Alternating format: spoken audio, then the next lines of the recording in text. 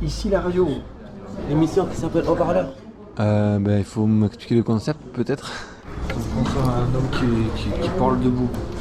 Quelqu'un qui se lève pour énoncer sa parole. Les haut-parleurs. Ah, ça peut faire penser à mon téléphone aussi. Sur quel thème c'est? Ça fait penser à la démocratie, en gros. L'émission qui s'appelle Haut-Parleur. Lundi 14h-15h à la cafette. C'est bien.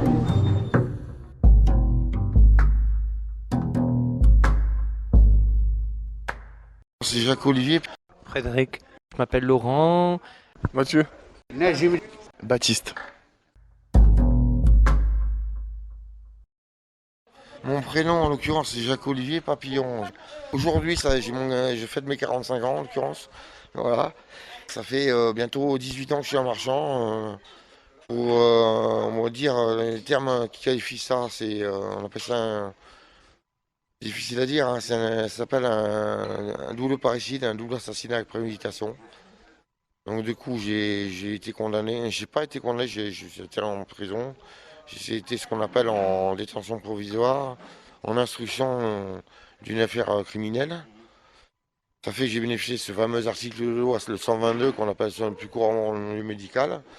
Et ça fait que j'ai bénéficié de cet article de loi qui a fait que j'ai eu ce qu'on appelle l'irresponsabilité pénale, pardon. Donc je suis sorti de prison, j'ai pas été condamné, mais j'ai fait au total 9 ans du MD. Le MD c'est comme la prison, mais c'est pire parce qu'il y a des gens malades.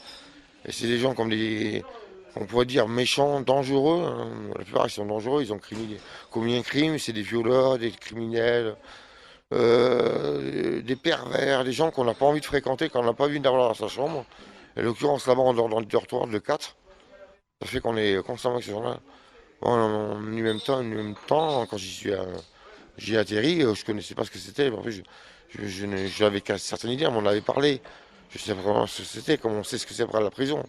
Mais quand on y est arrivé en prison, on comprend ce que c'est. À ce compte-là, j'aurais préféré rester en prison, vous voyez. Et en l'occurrence, ce double assassinat, c'est un excès. Un excès de substances qui ont amené à cet acte. Ça fait que je paye les pots cassés, si on peut dire, depuis bientôt 18 ans. Et j'insisterai, si de ce fait, s'il y a quelqu'un qui entend ce que je dis, qui comprend, qui écoute, et si ça peut être notamment comme un juge ou un médecin, ou même quelqu'un qui a la possibilité de lui-même le répéter à une autre personne pour que quelqu'un sache quelque chose quelque part, ce que je dis, c'est que j'essaie de sourcer le marchand, je fais des efforts. Par exemple, j'entretiens ma chambre, je passe le service le balai, je change mes draps toutes les semaines, je fais mon lit tous les matins, je fous pas le bordel, j'ai quand même un certain luxe dans ma chambre. J'ai un écran géant Ultra HD, j'ai un ampli, j'ai 2 gros enceintes, j'ai mes abonnements, je peux voir autant de films que je veux, j'ai la musique que je veux. Mais je me suis payé ça, j'ai quelque part économisé pour me l'acheter. Même si cet argent, je ne l'ai pas gagné, je précise. Mais voilà, hein. Peut-être que je serais dehors et j'aurais pas commis ça, cet acte, je serais dehors, j'aurais une vie peut-être normale et je travaillerais, j'aurais peut-être une compagne, des enfants et peut-être une maison et j'aurais peut-être une situation qui ferait que je me réveillerais pas tous les matins à avaler un café qui est pas bon, qui est trop chaud, que tu as l'impression que c'est la flotte qui est bouillante, on ils ont mis une cuillère de café dedans, et voilà. Puis après, les marchands, c'est pas que des critiques, c'est plutôt un point de vue, et je fais part de mon point de vue. Le marchand, la nourriture, elle est pas bonne. C'est de moins en moins bon. Quand c'est à peu près mangé, quand on peut le manger, que c'est à peu près bon, il n'y en a pas assez. Alors on se retrouve avec des barquettes individuelles, vous savez, qui a environ 100 grammes de viande quand même par personne. Ben, il y a 2 petits morceaux de sauté d'âne ou de sauté de porc dedans. Les infirmiers vont jusqu'à prendre les photos avec leur portable pour le montrer à des diététiciennes. Ah, mais ça s'est dégradé, et puis ça s'est dégradé assez vite. Parce que ça évolue plus trop. Mais on arrive à un point où on le mangeait, ce qui est proposé dans les au repas.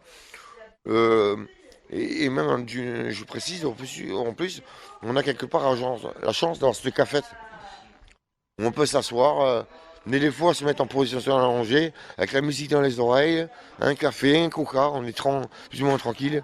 Bon, il y en a qui viennent taxer une clope de temps en temps, ça c'est courant, il y a des gens, ils n'ont pas d'argent en plus.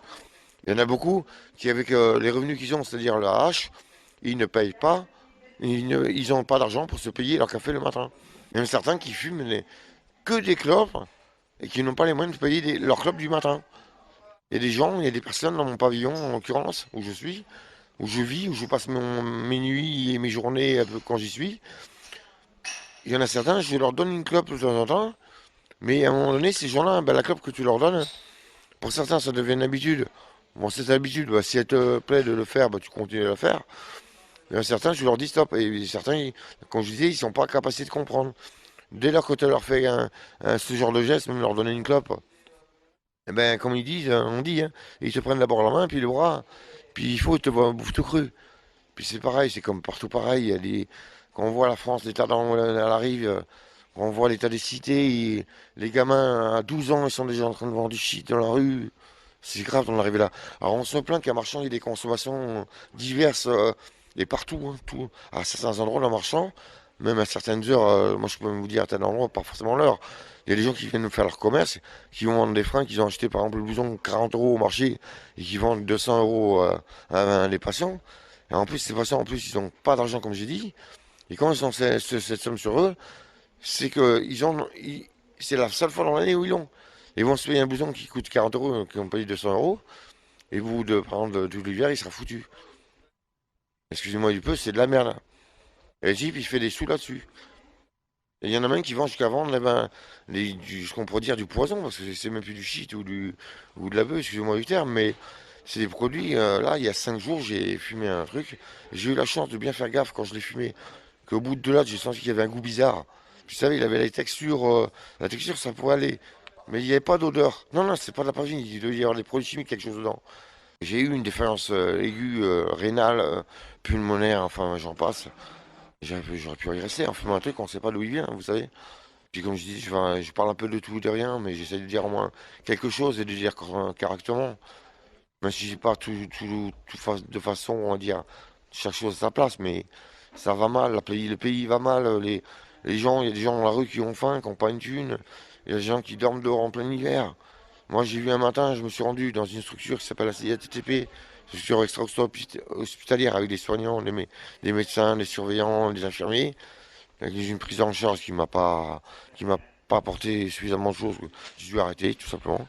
J'ai vu un matin un niveau de Gironnie, je sais pas si vous voyez l'arrêt de bus, quand vous y arrêtez. Il y avait un camp de Rome, et il y avait 4 fourgonnettes de flics, et il y avait la Croix-Rouge qui donnait un petit déjeuner. Heureusement que ça s'organise, ces gens qui pensent un peu aux gens, font un peu attention et qui essaient d'une certaine manière de prendre soin des gens. Ici la radio, L'émission qui s'appelle Haut-Parleur. lundi 14h, 15h, à la cafette. À la cafette. C'est bien. Tant que je parle un peu pour dire certaines choses, j'irai jusqu'au bout. Je vais en parler de la consommation de cannabis. Qui arrive à un moment, il faudra peut-être trouver un compromis sur ça, hein. Peut-être qu'il y a des drogues, on les entoure avec des médicaments pour soigner l'addiction et même, si possible, arrêter que la personne en prenne, comme la cocaïne.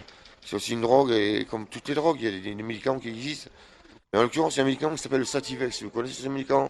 Le Sativex, c'est un médicament qu'on trouve dans certains pays, en Europe notamment, mais en France, on n'a pas encore eu l'autorisation de l'agence du médicament français pour le mettre sur le marché. Et c'est un médicament qui traite, en l'occurrence, l'addiction au cannabis, en ne donnant plus l'envie à personne de fumer, elle n'en a plus la nécessité, elle n'est pas en manque, mais c'est un produit qu'on trouve en France, qui n'est pas autorisé en France. Alors il y a une solution, mais qui est plus compliquée, mais qui serait quand même applicable, et si elle était appliquée, elle rapporterait à l'État même une manne très importante. Ce serait par exemple le cannabis thérapeutique. Ça fait depuis environ 15 ans que par exemple le canal a appliqué. Et les médecins qui sont spécialisés, comme des addictologues, qui vous prescrivent ce médicament, pour plus simplement cette bœuf, c'est de la bœuf, c'est de l'herbe après tout, avec de la THC, du cannabinol dans les deux, hein. Il y a les deux molécules. Par exemple, vous avez 250 grammes par mois. Et tous les soirs, vous pouvez vous faire votre petit pétard chez vous, à votre fenêtre, ou sur votre balcon, ou dans votre canapé. C'est pas interdit. Et c'est un soin, c'est un médicament qui traite des maladies. Et vous savez, dans les soins palliatifs, on utilise le cannabis, il faut le savoir, hein. On s'en sert pour soigner les gens. Il faut bien savoir en avoir conscience de ça. Bon, écoutez, j'ai beaucoup parlé, je vous laisse parler maintenant. Frédéric. Moi, je parle que sur le judo. Hein. Comment tu vas? Bien. Moi, je parle que sur le judo. Mais le judo, ça nécessite de la souplesse, de la rapidité. Entre autres, on se pèse en rapidité. Mentalement, on n'a pas le droit de s'en sortir du judo hors de tatami, à part si on est agressé par 3 personnes, 3 garçons, par 2 garçons, une fille ou un garçon, une fille, sur 3 mecs, on peut s'en servir autrement sur le tatami. Et voilà. Moi, j'aime le sport, oui. Enchanté, je m'appelle Laurent. Je fais partie donc de l'émission et je peux, moi, parler de l'aïkido. Moi, le judo, je connais pas trop, à part le fait que ça joue vachement sur les appuis et les non-appuis, trouver la faiblesse dans l'appui de la personne pour ensuite la retourner par technique. Moi, je peux vous parler d'aïkido. Alors, l'aïkido, c'est super parce que c'est une des branches du jujutsu, mais qui a été développée dans le cadre d'un esprit pacifique. C'est-à-dire que nous avons les techniques du jujutsu à base de rotation, à base de techniques d'immobilisation et de projection. Et toujours et souvent, la spirale est utilisée. Voilà, l'aïkido, lui, fait comme il est marqué dans son nom en lui-même, do la voix, ai l'harmonisation, le ki, vitesse, vitesse cinétique, force cinétique, vitesse et direction. C'est-à-dire on va s'amuser avec la direction d'où part le geste, mais aussi d'où part plutôt, on va dire pas le geste, parce que le geste part du hara, on dit harakiri, mais on dit hara, la source, le hara, de tout mouvement. Il se trouve au niveau du ventre, à 3 points du nombril. Et par exemple, nos mouvements dans l'aïkido, qu'ils soient des gestes en épée, qu'ils soient des gestes en technique, est souvent tiré de cette source d'énergie, le hara. Donc on a une palette de techniques dans l'aïkido, donc l'harmonisation du ki, la voie de l'harmonisation du ki, où on va prendre, happer des fois même l'énergie totale de la personne pour la mettre complètement hors d'offensive. Voilà l'aïkido en fait. Si on met bien sûr des angles, ça devient un aïkido qui est agressif, offensif. Voilà. Juste pour vous dire, quand on n'a jamais fait de judo, on n'a jamais mis un pied sur le tatami, quand on n'a jamais mis un pied sur le tatami, on n'est pas judoka. Mais si on met un pied sur le tatami en cours, on est ceinture blanche et on est ceinture blanche à vie. Moi je suis ceinture orange, je serai ceinture orange à vie. Si je vois la verte, la verte orange, c'est un peu petit, bon, je suis un peu grand, mais la verte, si j'ai la ceinture verte, je serai ceinture verte à vie. Pour exemple, je suis ceinture orange à vie. Voilà. Merci. Mathieu, j'ai fait du judo pendant 8 ans moi. Ah, quelle qualité ça t'a développé? La maîtrise du corps. Ouais. Ouais. Bah, c'est un lieu de repos après. C'est un lieu de repos, voilà, c'est un lieu thérapeutique, on peut se reposer et attendre d'être soigné quoi. Ouais, ça se passe bien. Il y a les sports, il y a les ATM, il y a la relaxation, il y a la musique, moi je fais de la musique. Ça va, ça se passe bien. Ouais, on fait du rock, avec une pianiste et des chanteurs et un batteur. Ok, bah non, moi je fais un coucou à mes parents, voilà, c'est tout.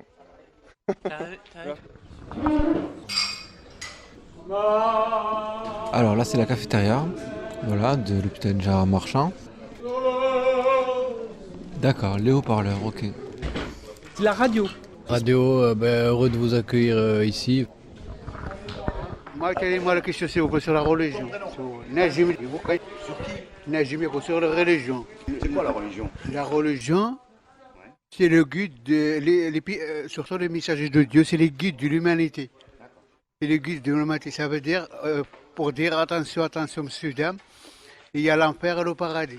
Ça veut dire, si on suit leur pas, on ira au paradis. Si on ne le suit pas, on ira en enfer. Pour toute l'humanité, je m'adresse. Donc moi, je me prends en tant que le prophète, mais ma mission, bientôt, c'est terminé. Ça veut dire qu'il reste environ 6 mois, ou un mois d'un an, et après, ce sera la tranquillité pour moi. Est-ce qu'il est allumé? Baptiste. On peut parler un petit peu de la vie à Marchand. Bon, moi personnellement, c'est ma 4e hospitalisation ici à Marchand. Euh, Au départ, la première fois, j'ai été forcé en fait à venir ici. Forcé, c'est-à-dire sous le cadre d'une hospitalisation sous contrainte. Donc voilà, HO, ce qui s'appelle HO, hospitalisation obligatoire. Parce que en fait, j'avais fait une garde à vue au commissariat à Toulouse. Et donc, on m'a proposé Enfin, moi j'ai demandé à être hospitalisé plutôt que de sortir de la garde à vue et refaire des conneries derrière, etc. et tout ça. Donc ma première hospitalisation, elle a duré 4 mois. Et puis, j'en suis ressorti fier, content, soigné, quelque part. Et je regrette pas du tout. Ensuite, Marchand, je trouve que c'est un cadre exceptionnel. Je trouve que le cadre est exceptionnel. Euh, je me sens bien quand même. On peut créer des relations, se faire des amis, se faire des copines, etc. Je trouve que moi, parfois, ça me fait un petit peu penser, parfois, à une colonie de vacances. Donc, par exemple, l'UCPA, je ne sais pas si vous connaissez l'UCPA, c'est un organisme de vacances. Alors moi aussi, j'ai le BAFA. J'ai le BAFA, donc je suis animateur aussi, je peux être animateur. J'ai déjà travaillé dans des écoles. Et voilà. Ça me touche en fait de dire que c'est pas, il faut pas avoir honte d'être hospitalisé en fait. Il faut accepter le fait d'être patient en fait, patient dans les deux sens. C'est-à-dire patient et impatient. Ensuite, bien sûr, il faut en sortir. Il faut pas, c'est pas une maison, l'hôpital. C'est pas une maison, c'est un endroit où on reste quelques temps pour se soigner, etc. Donc là, j'en suis à ma 4e hospitalisation et j'ai compris que la vie est tellement importante que je prends le temps j'accepte peut-être ma maladie et je prends le temps. Je pense pas à sortir directement. Ça mettra du temps, mais une fois après sortie, j'aurais pas fait ça pour rien, quoi. Parce que ça m'a apporté quelque chose. Ça m'apporte quelque chose. Même si le bémol, c'est que la journée, on passe beaucoup de temps à réfléchir. On peut être triste, c'est un peu long. Mais on a toujours une lueur d'espoir qui est devant nous comme ça et qui fait que quand il y a de la vie, il y a de l'espoir. Donc être à l'hôpital, c'est dur. En sortir, c'est encore plus dur. Mais ça nous aide à être justement cadré de ce point de vue-là. Alors moi, d'habitude, quand je suis pas hospitalisé, moi je suis quelqu'un qui aime beaucoup la vie. Et quand je suis pas hospitalisé, moi, ces 4-5 dernières années, ma vie, ça a été de sortir le matin vers 11h, attaquer à la bière, fumer, me poser sur un banc, discuter, voir des amis. Après, j'aime bien la boxe aussi. Et la boxe, ça m'a permis de... La boxe anglaise, oui.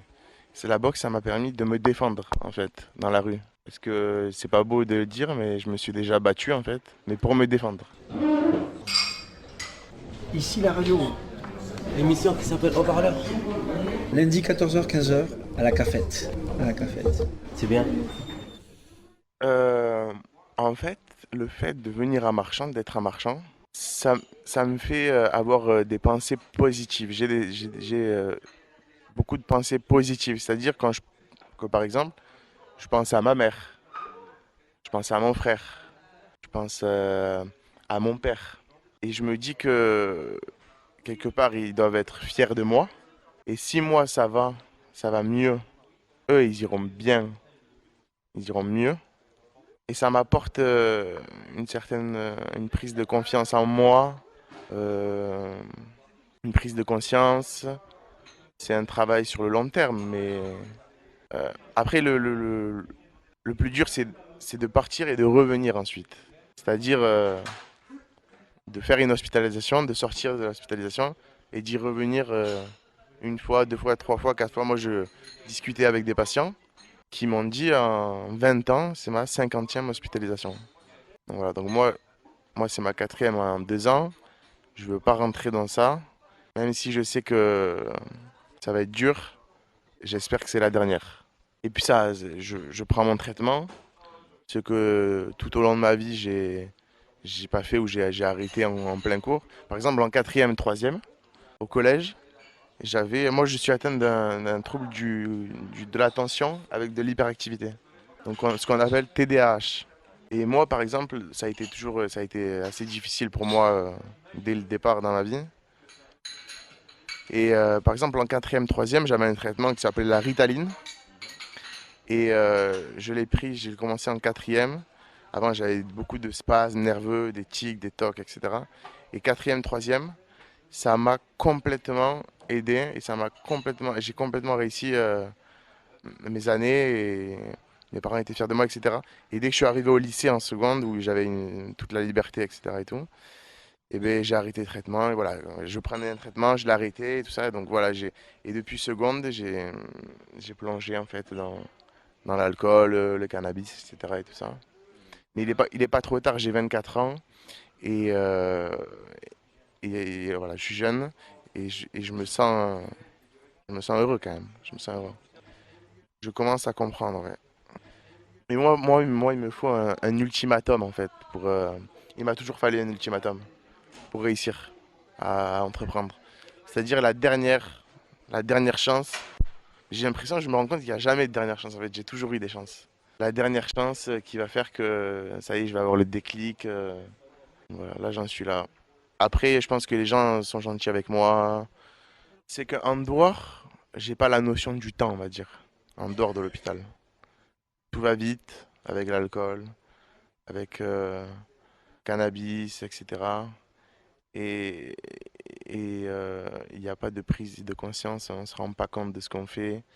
Et à l'hôpital, on revient les pieds sur terre, quoi. À l'hôpital, voilà. C'est Baptiste? Non, Baptiste, je connais un peu Baptiste et je ne peux pas dire que ça. Moi, je le trouve à l'extérieur tranquille, profitant du temps, même si c'est en pas vagabondant, ou plutôt en rôdant ou vagabondant. C'est des choses qui sont propres à moi, ces mots-là, vagabond et rôdant ou rôdeur. Mais je vois Baptiste qui, en fait, fait ce qu'un homme peut faire lorsqu'il en a l'occasion, c'est-à-dire prendre son temps et profiter du temps. Et c'est ce qu'il fait. C'est vrai que quand on revient à l'hôpital, tout revient à ce qu'il y a de carré et tout revient à ce qu'il y a de cubique. C'est-à-dire que font les gens, il est lundi, tout le monde travaille, il faut travailler, les jours où tout le monde travaille, ou alors les ateliers sont malgré tout, ou surtout, en fait, pour moi, les ateliers à l'hôpital sont des choses qui, pour moi, d'en parler, c'est des choses qui mettent juste comment dire, comme le pied à l'étrier. Les activités mènent, moi, tout, je peux dire pratiquement tout, parce que j'ai pas fait tout. Mais ce que j'aime dans les ateliers, c'est que c'est vraiment un moyen où on arrive à concrétiser et à se mettre dans le bain de quelque chose où on est dans l'action et on dépasse même le mot action parce qu'on y est, l'activité. Et je trouve que le marchand ou les activités comme telles arrivent à ce but-là, c'est-à-dire à la redynamisation ou la réactivation de tout. Quand on parle de sport, ici on a la chance, c'est tout ce qu'il faut pour en tout cas pouvoir revenir à l'action. Et c'est pas un mal parce que c'est pas des choses qu'on peut avoir tout le temps autour de soi. Euh, Après, pour le reste, j'aurais parlé de Baptiste. Moi, je crois que Baptiste, même quand il est... moi, je suis pire que Baptiste. Je connais pas le mot préféré de Baptiste.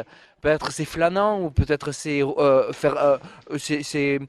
peut-être c'est quêteur, mais quêteur dans le sens de la protection. Celui non pas, je vais pas dire ça. Je vais dire quelqu'un qui surveille l'horizon un peu. Moi, je suis pareil, mais dans un autre rôle. En tout cas. En tout cas, pas plus. Moi, je remercie le campus de venir parce que campus, je respecte beaucoup. J'ai beaucoup respecté ce que vous avez fait avant. Je n'écoute pas du tout ce que vous faites ces temps-ci. Mais j'ai eu, comme je dis, une phase où, dans les années 2000, il y avait toujours cette bonne musique qu'on ne sait pas d'où elle vient, qu'on ne connaît pas forcément la référence, et pourtant elle est bonne, elle est bien là. Et je trouvais cette atmosphère super parce que pour moi qui aimais la musique, je n'avais pas toutes ces références et toute ce don-là. C'était sympa. Moi, je vous respecte beaucoup et je dis merci aussi à Marchand aussi parce que les deux vont bien. En fait, les deux sont dissociés, mais pour moi, j'y trouve à un présent un régal. Je vous remercie vraiment pour ce que vous faites. Portez-vous bien. Et de toute façon, je vais mettre un dernier mot. Moi, je suis ceinture orange, mais quand je suis ceinture verte, violette, arc-en-ciel, il n'y a pas d'importance. Hein. Merci. D'ici 15 jours. Ici la radio, l'émission qui s'appelle Haut-Parleur. Lundi 14h, 15h, à la cafette. À la cafette. Centre hospitalier Gérard Marchand. C'est bien.